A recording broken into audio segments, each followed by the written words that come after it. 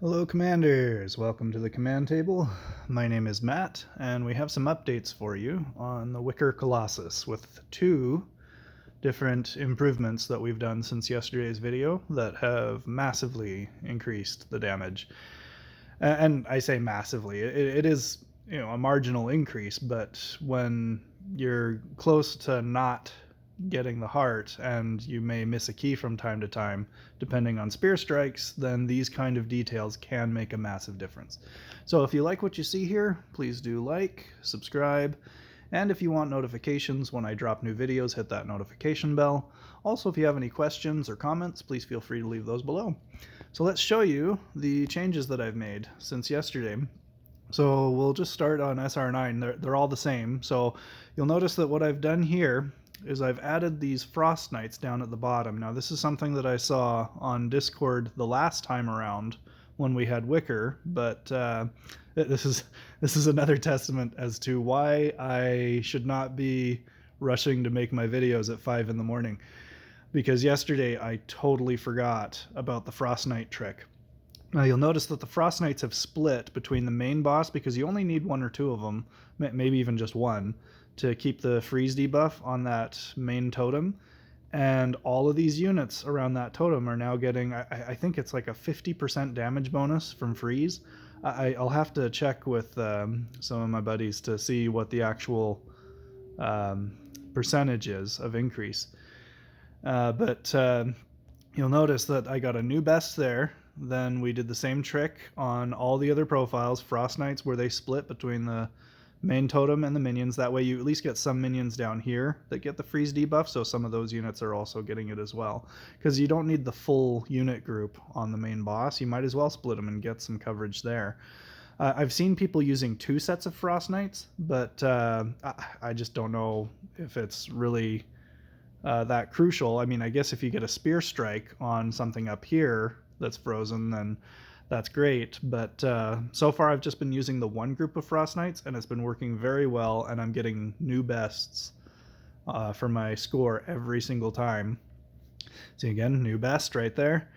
And then we will show you, we probably can just skip these next two, but just notice that, again, new best with Frost Knights, and new best with the freeze on all 4 profiles.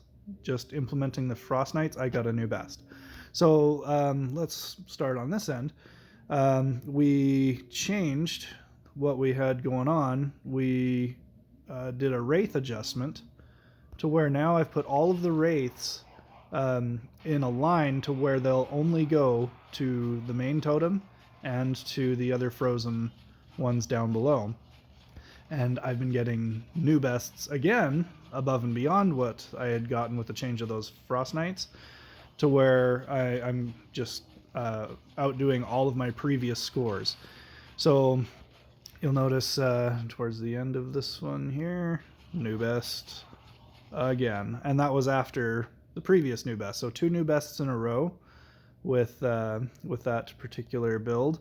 Then for Mathramar, same deal.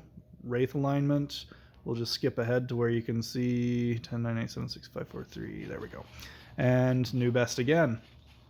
So those are the 2 different improvements that you can do in order to maximize your damage. So yeah, throw in at least one group of Frost Knights and make sure that they split so you get better coverage. And then line up those Wraiths, because they aren't going to congest. I mean, you can try stacking your Warhounds and your Plague Bearers and everything, but it just seems like if you can at least get your Wraiths all focused on those frozen targets, that's going to make a huge difference. And here is a little bonus for everybody. Again, for science, we've busted out a ranged build. Let's see if I... yeah, okay, it goes through the... all the different stats for this. I'm using the accuracy elixir and the time elixir. Turns out I didn't need the time elixir, but I just wanted to be safe to make sure I got the heart. It's worth throwing a 15 gem elixir at it than losing a 40 gem key. There's all my artifacts, and then here's the stones that I used. I ran out of Berserk, so I just tried to use the best power stones that would work for each of the different units, at least as far as I could tell. And that's what we're looking at right there. Double Berserk with Nature Faction Stone and Amulet of the Panther Queen. And look at that health melt just like it would with a Swarm. Again, that's with 2 elixirs, so it's more expensive. But, and anytime your meteor strikes, it is savage. Yeah, it hit 1 target there and took out like 5% of the boss health. But it is definitely possible to do this with a ranged build. Yeah, look at that meteor strike. So if you're struggling with your melee swarm, this may be the way to go, because, I mean, I'm not even using Berserk on everything, but I'm able to shred it up pretty good. It is a little more RNG because you are dependent on those spear strikes. I would probably still get it down in time without the spear with the unit levels that I have, but it is an alternative for you if you're struggling capping it off with the melee swarm in 1 key. So something to consider. Does cost elixirs, but if you're spending 2 keys anyway trying to get the boss down, then that might be an alternative for you.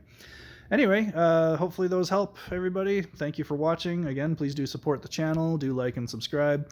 If you come up with a cool build that you want to share, go ahead and submit it, and we'll share it with everybody and give you a shout out. Thanks for watching. We'll have more content for you soon.